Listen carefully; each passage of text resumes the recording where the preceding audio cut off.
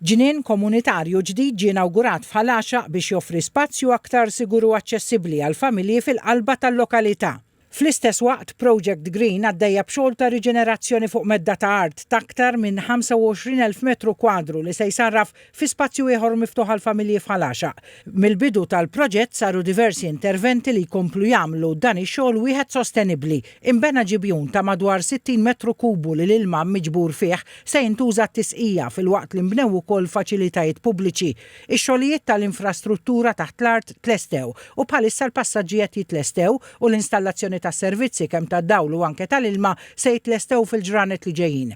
Il-Ministru għall-Ambjent Miriam Dalli flimkien mat-tim ta' Project Green u s-Sindku ta' Ħalaxa Karl Boxall żaru xogħlijiet li qed isiru b'investiment ta' kważi €1,000,000. Jisu daqs 3 grounds u nofs tal-futbol mill-kbar li ser jinbidlu minn post li sa ftit ta' żmien ilu kien jintuża biex in-nies jiġu jarmu iż-żibel.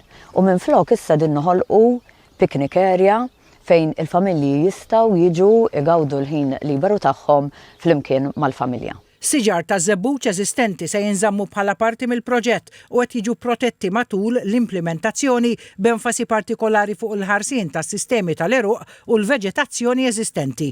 B'kollox se jitħawlu wkoll madwar 150 siġra u 150 arbuxel ġdid biex tissaħħaħ il-biodiversità taż-żona. Palissa din l-aħħar fażijiet tal-proġett billi implementajna il-picnic area bil-picnic tables għall-adulti u għall-atfal.